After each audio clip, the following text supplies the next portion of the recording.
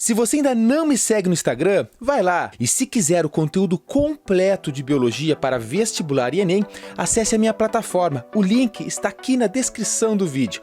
Uma boa aula!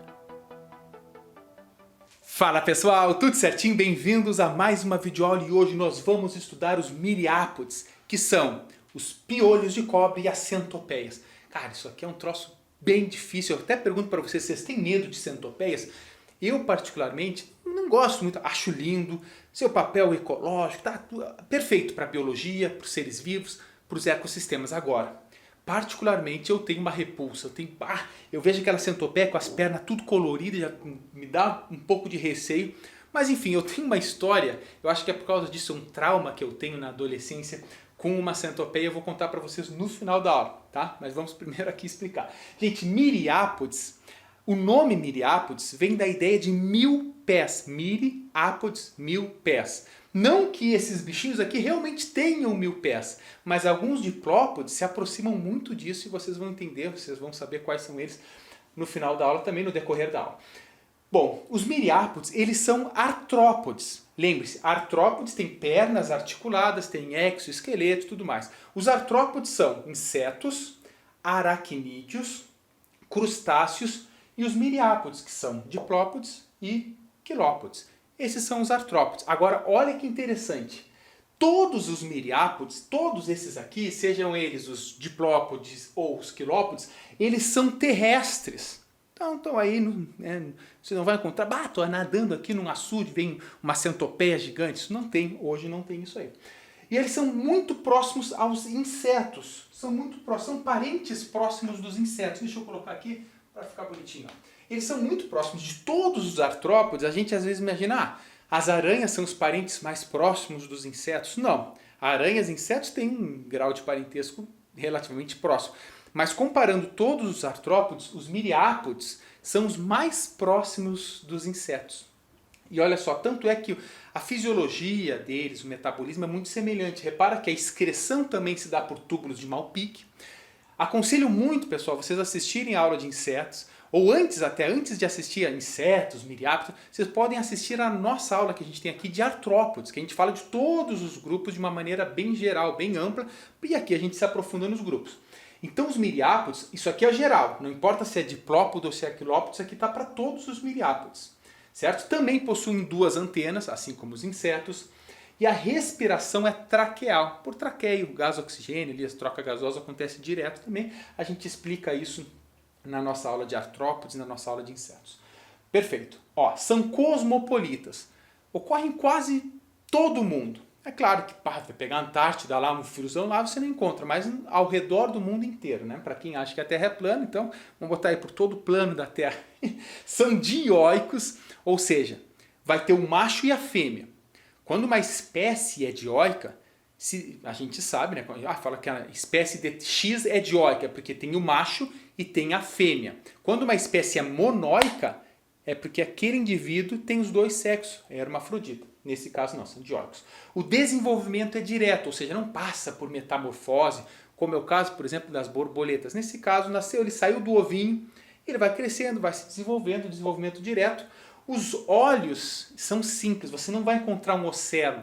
Aliás, você vai encontrar ocelos neles. Você não vai encontrar um olho composto, como é o caso de uma mosca. Você vê uma mosca, ela tem inclusive os ocelos, mas tem aqueles grandes olhos compostos.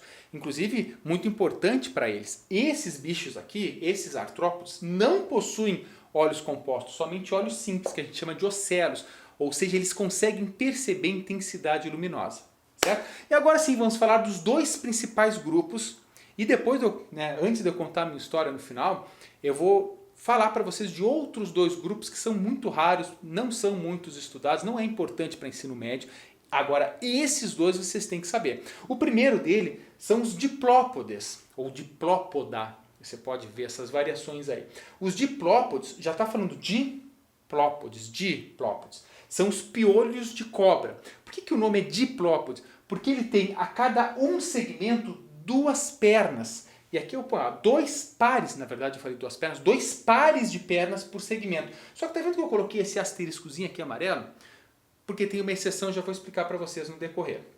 Mas de forma geral, a grande maioria dos segmentos dos diplópodes tem 2 pares de perna, ou seja, por segmentozinho, por segmento vão ter 4 pernas, são 2 pares, 4 pernas. Perfeito. São detritívoros, se alimentam de restos orgânicos ali e formam também humus, que é importantíssimo para o solo, para a terra, assim como as minhocas. As minhocas formam humus, deixa a terra cheia de compostos orgânicos. Perfeito. Esses animais aqui, os diplópodes, também atuam nisso. E eles, logicamente, vão viver no solo mais úmido. Eles não vão ficar também, tu vai ver um diplópode aí no desertão, não. É em solo úmido, rico em matéria orgânica, é ali que ele se alimenta. Agora, uma característica muito importante e que também difere os piolhos de cobra das centopeias é que quando você perturba um piolho de cobra, dá um petelequinho nele, ele enrola no seu próprio corpo, então ele vai se enrolar e fica ali. Aí tu fala, professor, piolho de cobra? Então ele é um parasita da cobra? Não tem nada a ver, isso aí então não confunde, acho que é piolho de cobra literalmente, né? Mas não é assim. Esses animais, esses aqui, os piolhos de cobra, eles podem, algumas espécies, produzirem substâncias repelentes, que pode até irritar e tal. Eles não inoculam veneno, mas eles podem soltar essa substância a partir de glândulas que faz com que o ser vivo, até nós, ele repele, dá uma alergia e tal, mas não tem uma pessoa em um veneno grave, como a gente vai ver que pode ter em algumas centopeias. E eles são predados por diversos outros animais, pequenos mamíferos, né, roedores, até por insetos, determinados insetos podem fazer a predação, ou seja, ele tem uma importância ecológica muito grande. Perceba, se a prova te perguntar qual é a importância ecológica dos diplópodes, primeiro, ele é importantíssimo para o solo, para auxiliar na decomposição, porque eles são detritívoros, eles facilitam a decomposição, eles participam da cadeia alimentar, eles servem de alimento para outros seres vivos. Muito importante. Agora, olha só. Repara que por segmento, isso aqui está um geralzão dele, tá? Por segmento, você vai ver 2 pares de perna. Você está vendo 2 pernas aqui e tem outras 2 do outro lado por segmento. Então, cada um desses segmentozinhos tem 4 pernas. É óbvio que durante o desenvolvimento embrionário, lá no embrião ainda ele está se desenvolvendo, os segmentos se fundem. E ao se fundirem, ficam aí sim com 2 pares por segmento. Isso é muito importante você saber. Daí que vem o nome diplópodes, porque é 2 pares de perna por segmento. Mas eu disse que tinha uma exceção, até porque eu coloquei o asteriscozinho. Sim, repare que aqui tem a cabeça, certo? Logo depois da cabeça tem um segmento sem nenhum par de perna. Não tem. Então, professor, então não é todos os segmentos que tem 2 pares. Já disse que não. O primeiro, por exemplo, não tem nenhum par de perna. Elas atrofiaram, não tem mais. Agora, os outros 3 segmentos, então, o primeiro segmento não tem par de perna. O segundo, terceiro e quarto segmento, eles vão ter apenas um par de pernas. A gente chama estes segmentos de haplosegmentos. Enquanto que todos os outros, primeiro, segundo, terceiro, quarto, a partir do 5º segmento, eles são chamados de diplosegmentos, porque daí eles vão ter 2 pares de perna. Em alguns livros você vai ver que este grupo aqui tem a cabeça, tem o tórax e tem o abdômen. Só que não é o mais adequado. Por que não é o mais adequado? A gente vê que, por exemplo, nos artrópodes, nos insetos, tem a cabeça, o tórax e o abdômen. E os apêndices locomotores, sejam asas ou as pernas, nos insetos estão todos no tórax. Nesse caso aqui, vão ter apêndices locomotores por todos os outros. Então, a gente dá outros nomes. Você pode ver que tem cabeça, em alguns livros, cabeça, tórax e abdômen. Pode acontecer. Mas o certo é a cabeça, certo?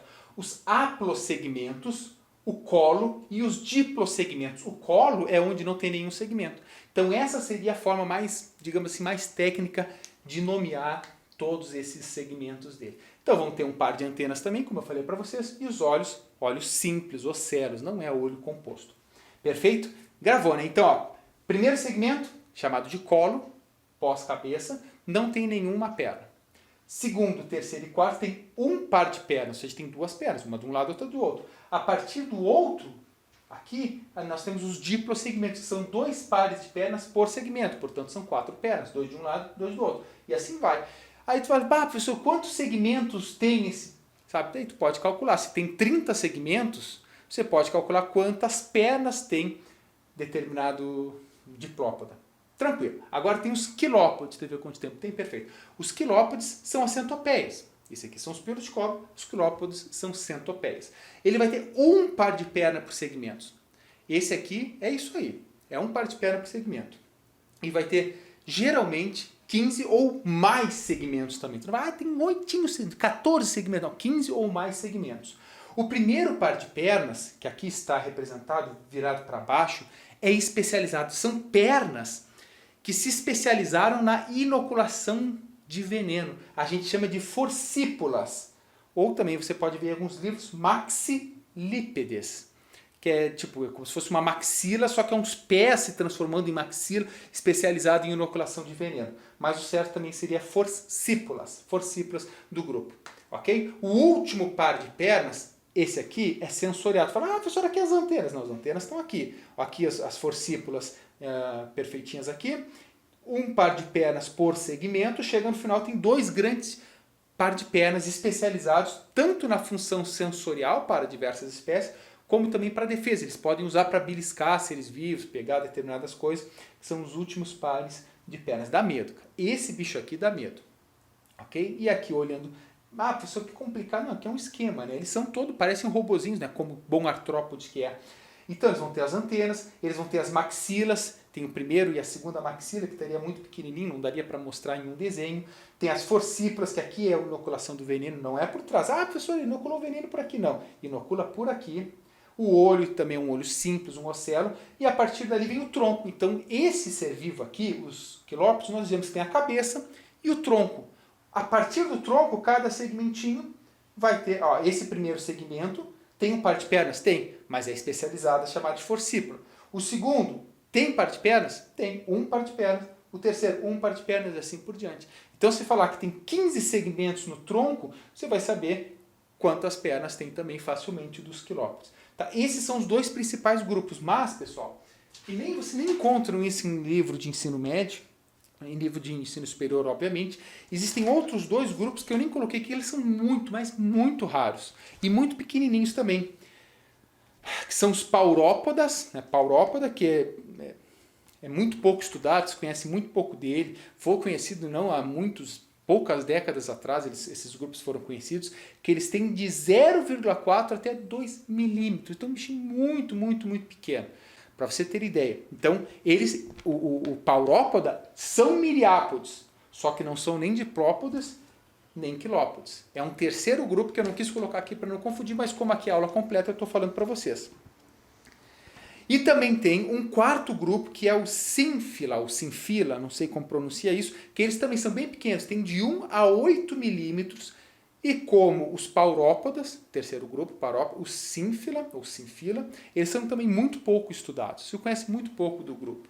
Mas então, para você saber, se vocês estão lendo um livro de ensino superior, ou um artigo, e fala de paurópodo, ou sinfila, não vou saber pronunciar isso aqui, você sabe que está dentro do grupo dos miriápodes. Esses 2 finais aqui, tudo bem não saber. Agora, diplópoda e quilópodo não tem como não saber, vocês vão ter que saber.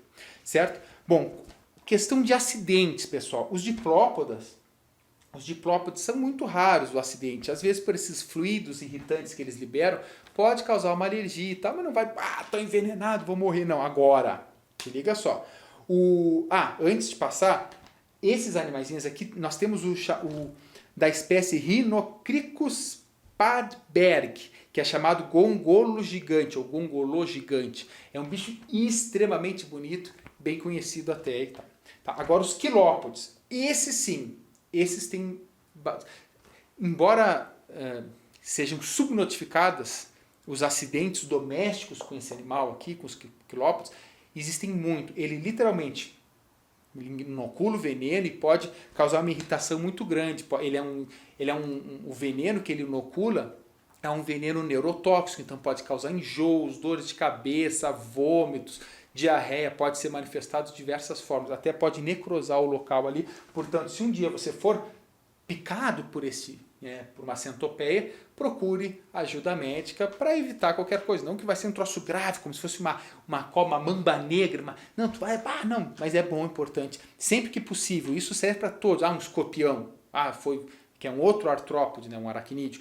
Assim como o escorpião esse aqui. Se te picou, tu tenta com um potinho pegar ele, de preferência vivo, né? Enfim, mas muito cuidado, se tiver que matar, mata ali, se tiver arriscado. Mas põe um potinho, fecha ele ali, põe. Por que é importante?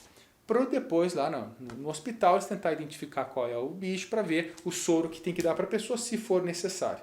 Certo? Muito bem. Ok, deixa eu só ver se eu não esqueci nada, eu vou contar para vocês o diplópoda, pessoal. O diplópoda tem um que é Ilaciplenipes, que pode chegar a mais ou menos 750 pés.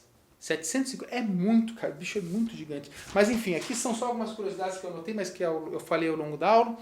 Agora eu vou contar rapidamente a minha história, pessoal. Rapidinho, estamos aí tranquilo.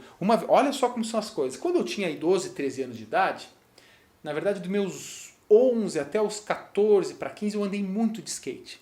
Lá em Pelotas, né, tinha o Correio, quem é de Pelotas ou quem já foi lá sabe, tinha o Correio na Félix da Cunha, esquina Tiradentes, ainda tem, agora é novamente o Correio lá, e para lindão, assim, tinha um espaço grande pra gente andar, e andava de skate, pulava 3 carrinhos, dava varial flip, dava altas manobras, que nem lembro o nome.